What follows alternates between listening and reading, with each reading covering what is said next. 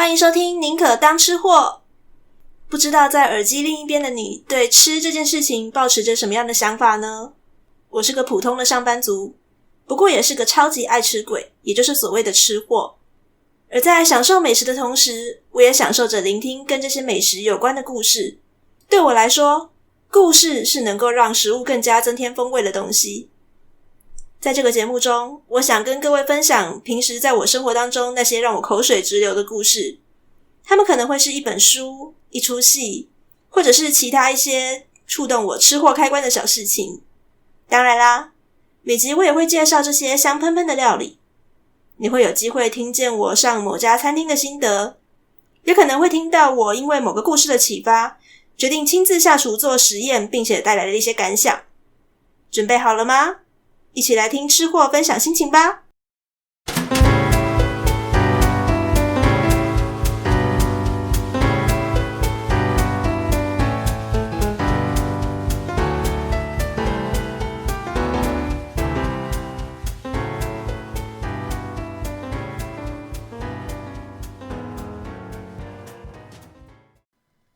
安安大家，欢迎收听宁可当吃货。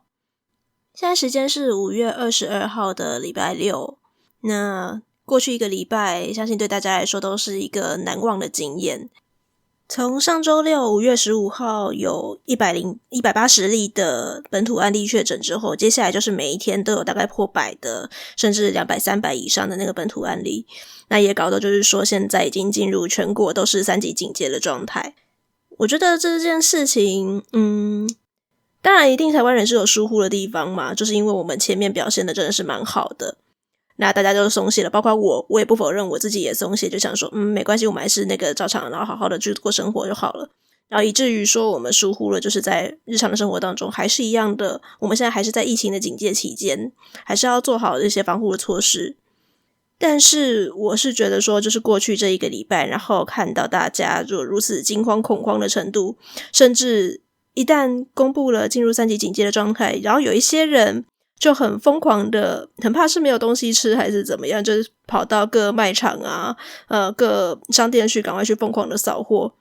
但其实反而增加了群聚的机会啦，所以其实就是从过去这几天的确诊案例也可以看到，就是有一些人很明显的他的那个足迹就是有遍布了一些卖场之类的东西。那在这个时候我觉得反而在这个时间点去跟人家人挤人，然后造成更多群聚机会是不太适合的，会把自己暴露在危险当中。我自己是已经开始在居家办公了，现在呢基本上过的生活是足不出户，那真的有什么东西缺漏的话，可能就会用网购的方式。那这段时间虽然会稍微辛苦一点点，不过我还是要呼吁大家因为现在疫情是比较紧张的状态，确诊数还算是比较多一点，然后医疗人力也比较紧绷了，所以各位如果你觉得没有什么真的很重大的身体不适的话，请把自己当作全部都是无症状的确诊者，然后待在家里面注意那个一些消毒环境，不要随便外出去跟人家群聚。我们只要能够撑过这1-2周，就能够让确诊数开始慢慢的往下降了。那如果大家真的撑不住，然后还是在随便外出的话，基本上就还是会再进入下一波的确诊高峰了。所以请各位就是好好的熬住这1-2个礼拜，不要随便外出。真的需要外出的时候，请记得一定要避开人多的地方，然后不要到太多的地点去逗留。那回家之后呢，也把你外出的衣服整个都换掉，然后呢好好的做好杀菌消毒。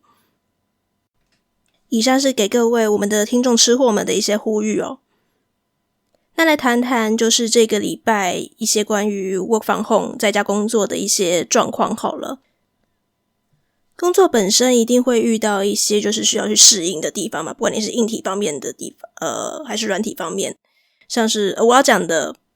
工作不只是像我一样的上班族那你可能是学生，可能会有遇到需要线上上课的问题。那像我是一个上班族，我可能就会有比较多需要跟人家线上会议。那在家里面工作毕竟就不是一个可以让你很专心的一个环境，你可能会需要去分心处理很多很多的事情。这是属于比较硬体层面的部分。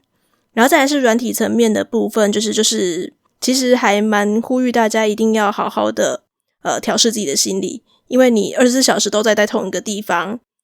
你可能会真的觉得就是说，天哪，我怎么每天都要面对一样的脸孔，像是家人老公老婆啊，或是小孩，或者是爸爸妈妈这样子24小时都对着同样的脸。那或者是像我一个人，我在北部工作然后独居，我可能就需要面临的就是都没有人跟我讲话的这个状况。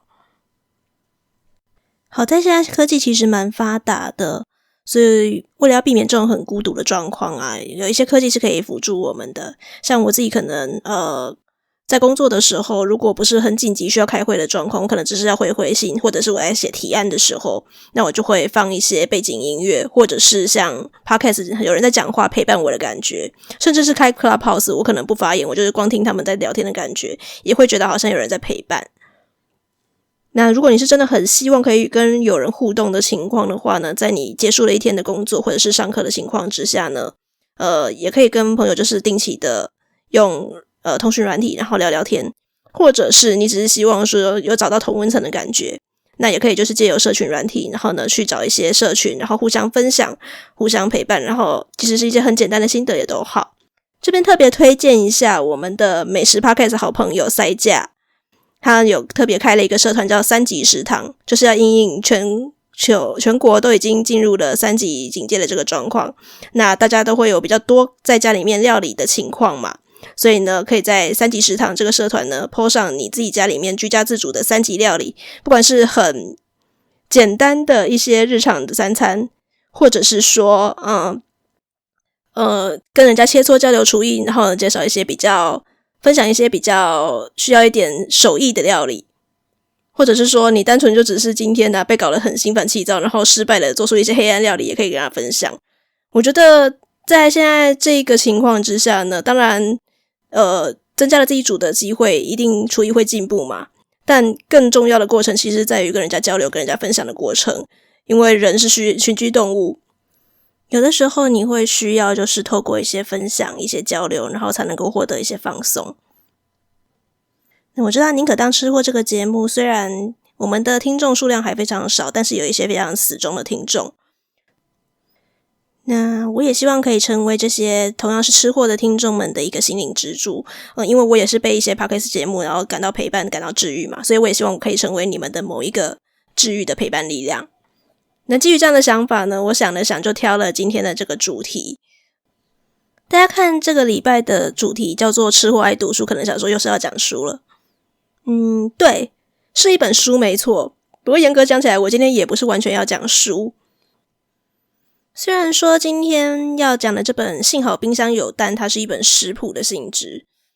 我知道我的听众们很多已经是一些婆婆妈妈，他们就是几乎都是在煮的角色，所以对他们来讲的话，怎么会觉得说就是我有需要特别看一本食谱书来做菜呢？除非它是一个很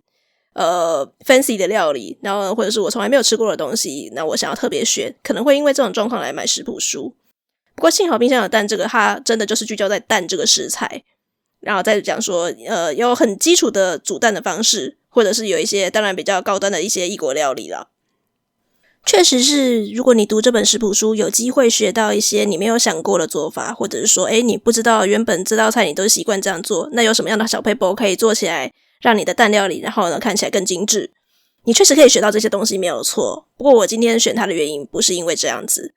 我没有要借由这本食谱书来教大家说如何做一道蛋料理会是更好吃的。老实说我选这个主题比较是希望借由这个引子，然后去引发大家的一些讨论，来思考说我们在疫情期间然后到底吃什么样的东西比较好。那现在其实因为疫情期间大家都在抢购的关系嘛，有很多的食材我们是没有办法那么的顺利取得的，所以像我自己的话，我是一个非常喜欢吃生鲜食材的人，我不太吃罐头料理的，我也不太吃一些冷冻调理包，但不得不我现在都还是买了，尤其像蔬菜我也很难买到新鲜的蔬菜，我可能要买一些像是干燥的海带呀这一类的比较方便保存的干货。但是我自己是很感恩的，居家工作我每天基本上都坐在电脑前面，我没有什么太多的时间分神去做菜，所以能够在这个时候让我补充到一定的营养，用快速简单的方式吃到很好吃的东西，不一定是大餐，我觉得已经心满意足了，而且过得并没有不好。幸好冰箱有蛋这本书的作者泽泽是一个料理网红哦，他其实已经算是一个非常知名的人物，他的 Facebook、IG 跟 YouTube 影片收看人数都很多，包括我自己也在追踪他。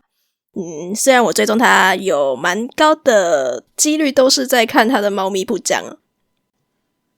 不过对泽泽这种已经有一定知名度的人来讲，他出了一本食谱书，他大可以选择他那些比较受欢迎的料理，一些比较难度比较高的一些料理来做。那为什么要出了以蛋为主题，然后这么几乎人人常见的食材呢？那是因为蛋这个食材它就是因为很基本，几乎每个人开始做菜都是从煎第一颗荷包蛋开始练习起的吧，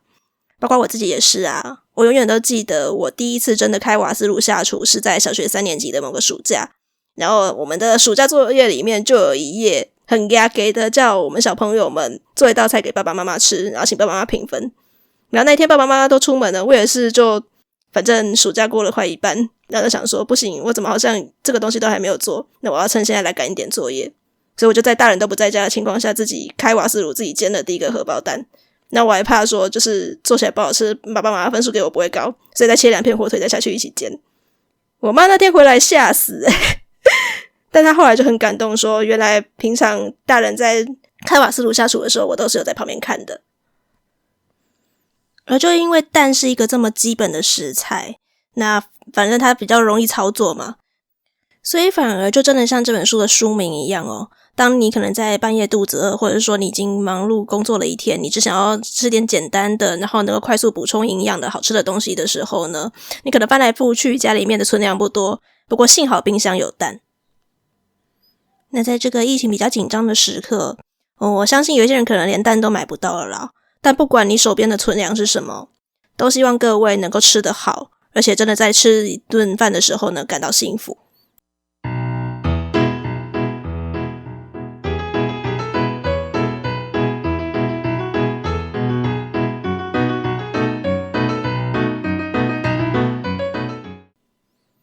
在幸好冰箱有蛋这本书里面，泽泽他确实有分享一些比较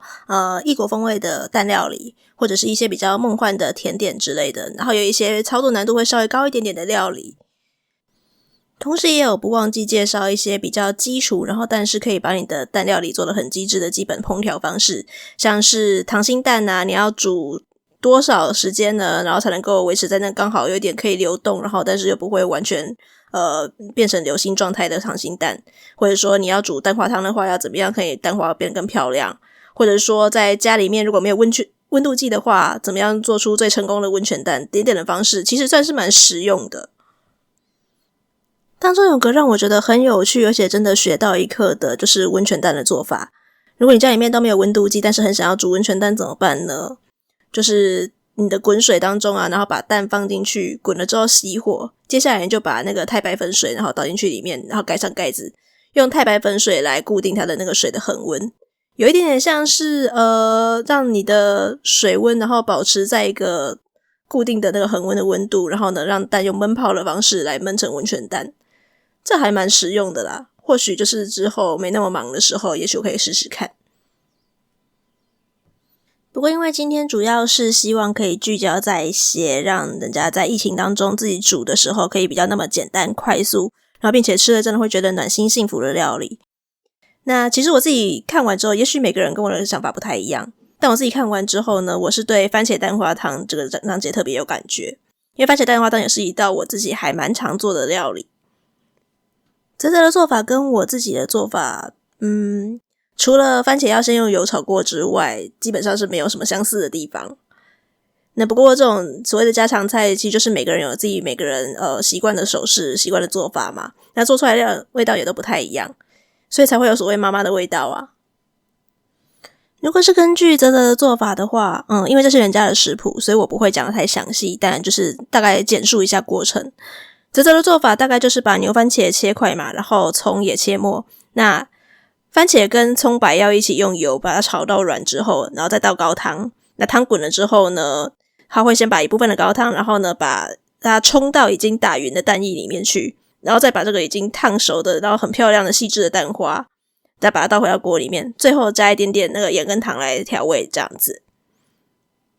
那我自己的做法呢，如果大家有看到这一集的美食 bonus 图片，就会发现我这碗汤红的要命，它是一碗很浓郁的浓汤。那如果是根据泽泽的做法，它其实会比较接近是我们在餐厅喝到那种清汤的形式。浓汤清汤都好喝啦，我这碗为什么会这么的浓稠这么的红，是因为我用的是罐头番茄。不要小看罐头番茄哦，基本上市面上所买到的罐头番茄，它不是真的是有什么样的防腐剂什么之类，现在罐头技术很方便，不需要用那些东西啦。那市面上可以买到的罐头番茄，你可以买到的是像整颗番茄，或者是有一些切丁的，那都一样，它就是把番茄水煮过后去皮，然后做成罐头而已。那也因为这种罐头番茄，它里面的番茄含量不会只有像我们用新鲜番茄的大概1-2颗而已，它可能会是好几颗的番茄，然后全部浓缩在这一罐里面。所以用这种罐头番茄然后做出来的汤或者是它的料理，基本上会有比新鲜番茄还要更浓缩的味道。有的时候如果你去吃一些异国料理，你会看到就是那种很浓郁的那种番茄味，通常都是用这种去皮番茄罐头做出来的。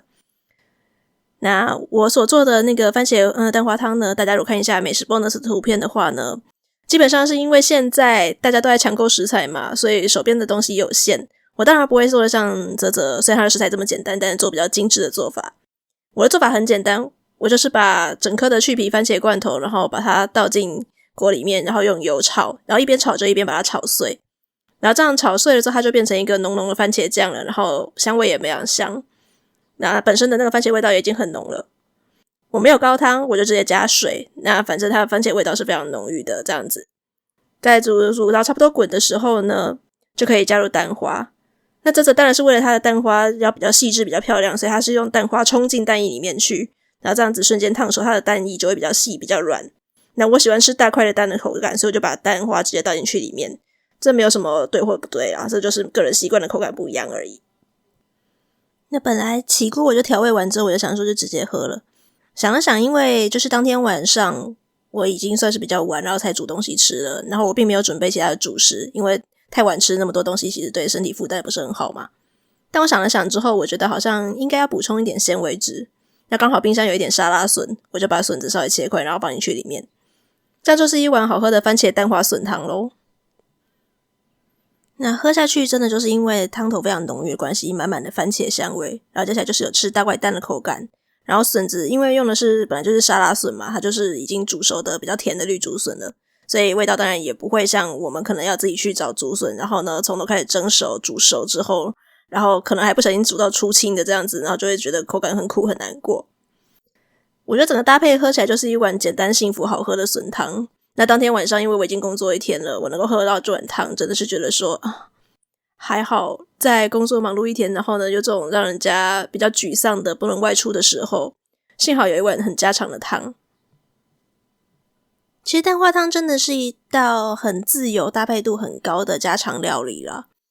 每一个家里面应该都会有自己的蛋花汤嘛，像我从小到大家里面如果再煮一道菜，然后可能已经急着上桌，然后但是其他的菜都已经煮了差不多的时候，然后小孩又很饿的时候，可能最后一道汤品的话就会很快速的做蛋花汤。那有吃过各种蔬菜的搭配，我自己还蛮喜欢，而且我们家还算是蛮常吃的是尾亚菜的蛋花汤。另外还有用到不只是打蛋花，跟其他用到鸡蛋相关的蛋的汤品的话，这本书里面有讲到，然后我自己也有想到的是在冬天天气很冷的时候，然后如果你想要偷懒不要做那么费工的那个料理的时候，可以用麻油然后煸姜，然后再用这个麻油姜呢煎一颗蛋，煎完这个荷包蛋之后呢，蛋不用捞起来，就直接把那个高汤或者是水就直接加进去里面，等滚的时候再加入面线，这样就有麻油蛋面线可以吃了。那虽然说里面没有什么太多的料，但是它的那个蛋香，然后跟那个油脂，然后这样煎过之后会互相，你会发现你把你的汤或者是水加进去的时候，就会汤有一点点白白浊浊的，那个其实就是乳化过，所以你的汤其实就不会像一般吃单纯的面线的时候那样子比较单调的味道，它会有一种很乳化过的，然后比较浓郁的香味。其实冬天这样吃一小碗，虽然材料简单，也是蛮幸福的。今天讲的真的都是偏简单的料理，可能有一些吃货一些听众们听完之后会觉得说，这有什么好讲的？不是应该要讲那个稍微有一点难度的料理吗？不过就是蛋花汤，有什么好说吗？但是不要忘记哦，现在这个大家都不能够出门的时刻，当然如果你是本来就已经有一些可以把自己的生活跟工作然后好好的安排好的人，你有一些多余的闲时间，然后可以去研究比较高深的料理，那很恭喜你。但也有一些人是跟我一样，可能我的大部分时间必须坐在电脑前面好好的工作，所以我的其他时间，例如说像午餐，我就可以只能简单煮而已。那还有一些人呢，他可能是已经有那个自己的家庭了，所以他不只要顾他的伴侣，他还要顾小孩，那还要顾工作。这个时候蜡烛三头烧，他能够做的东西就越来越少，而且还要每天煮。那这种时候其实像我们就会比较容易有遇到，就是说不晓得到底该煮什么东西，然后想法比较灵感缺乏的时候。所以其实呢，提供这种比较简单的料理，一方面是希望激发大家的灵感，二方面呢是提醒大家说，你不要一直想说就是料理是一件很困难的事情，一直给自己束缚一些包袱。不用，其实在这种疫情大下的时候呢，你就放松心态，然后简单的煮，简单的吃，大家都吃得好就可以了。真的觉得说心力交瘁的时候呢，也不要勉强自己。其实市售的调理包或罐头呢，真的是可以使用的。吃美食这件事情，首先要有一个放松的心态，然后才能够去好好享受你的每一口食物，并且去享受你的生活。那这就是今天的宁可当吃货咯。坦白讲，我自己是一个比较容易紧张、比较容易藏心事在心里的个性，所以越是这种时候，我越会时时的提醒自己说，不要一直去想一些比较严肃的东西。那今天这一集算是希望大家都可以好好的配合做好防疫，然后待在家不要外出，所以有稍微严肃了一点点。不过呢，为了以防就是我们接下来可能还会有需要1到2个礼拜这样子的待在家的状况呢，我还是有准备了一些比较适合之后的稍微轻松一点的主题。那大家可以把它当作就是我们待在家，然后呢听听节目，然后呢放松一下身心的小消遣。希望我们宁可当吃货这个小小的节目，然后可以成为在这一波疫情当中其中一个帮助各位撑过去的力量。今天的节目到这里咯。如果你喜欢宁可当吃货的话呢，拜托帮我分享给你的亲朋好友们，让更多人知道，就是说这里有一个优质的好节目，这样我的节目才会被更多人听到哦。那如果你有 Apple Podcast 的话呢，麻烦举起你的大拇指，按下5星评论，然后呢并且帮我们订阅。有更多的人帮我们推荐的话呢，这个节目就会被越多的人看到。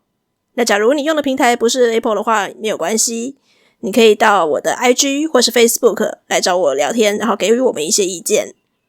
期待下次与你相会咯。今天宁可当吃货，拜拜。